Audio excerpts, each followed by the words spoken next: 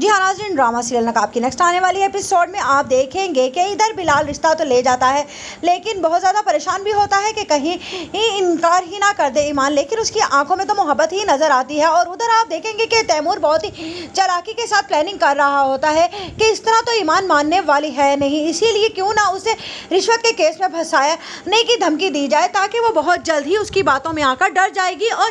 ہر بات ماننے لگے گی، اسی لیے وہ اپنی چال چلے گا۔ لیکن وہ یہ نہیں جانتا کہ بلال نے تو پہلے ہی ایمان کی پروٹیکشن کے لیے اپنے آدمیوں کو الرٹ کر دیا ہوا ہوتا ہے۔ ادھر جب تیمور جاتا ہے ایمان کے گھر اور ایمان کو دھمکی دیتا ہے کہ اگر تم نے میری بات نہ مانی تو تم جانتی ہو نا کہ میں کیا کر سکتا ہوں، جس پر ایمان ایک لمحے کے لیے تو بہت زیادہ گھبرا جاتی ہے لیکن دوسرے ہی لمحے اسے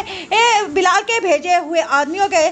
ذریعے پروٹیکشن مل جاتی ہے اور وہ بہت ہی جلدی سے اپنی ہمت دوبارہ سے بحال کر لیتی ہے۔ لیکن ادھر تیمور پر یہ بھانڈا کھل ہی جاتا ہے کہ آخرکار اس کی مدد کون کر رہا ہے اور یہ کرنے والا تو صرف اور صرف بلال ہے۔ ادھر جیسے ہی وہ گھر آتا ہے اور زارا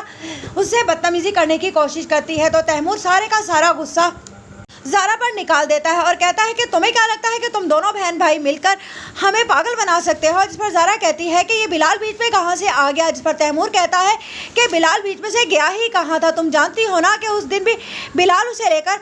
گیا تھا گیسٹ ہاؤس پر اور اب بھی بلال ہی اس کے پیچھے ہاتھ رکھے ہوئے ہے، تبھی تو وہ اتنا اچھل رہی ہے۔ جس پر ایک لمحے کو تو یقین ہی نہیں آتا کہ اتنا بے ضرر سا اس کا بھائی بلال کس طرح سے ایمان کے پیچھے ہو سکتا ہے، کہیں وہ واقعی تو ایمان سے شادی نہیں کر چکا، کیونکہ زارا نے ہی تو اس سے کہا تھا کہ اچھی بات ہے اگر اس نے لیلا کو چھوڑ دیا ہے تو پھر اب وہ ایمان کو اپنا بھی لے، اسی لیے وہ خوش ہو جاتی ہے اور کہتی ہے اچھا تو اس نے شادی کر لی ہے اس سے، میں نے ہی اس سے کہا تھا۔ جس پر تیمور کہتا ہے بکواس بند کرو اپنی اور جاؤ یہاں سے، میرا دماغ مت خراب کرو۔ ادھر احد آج جیل میں پڑا سڑ رہا ہے اور یہی انتظار کر رہا ہے کہ وہ کب باہر نکلے گا اور کب بدلہ لے گا ایمان سے، لیکن ایمان سے بدلہ لینا اتنا آسان کام نہیں جب تک اس کی پشت پر بلال کا ہاتھ ہے، کیونکہ بلال تو کبھی بھی ایمان کو تنہا نہیں چھوڑنا چاہتا ہے۔ ادھر بلال جب بتائے گا ایمان کے باپ کو کہ آپ جانتے ہیں نا کہ میں نے آپ سے کہا تھا کہ آپ کی بیٹی بہت ہی ضدی اور ہٹ دم ہے اور اس کے لیے صرف اور صرف میرے ہی جیسے ساتھی کا ہونا بہتر رہے گا، جس پر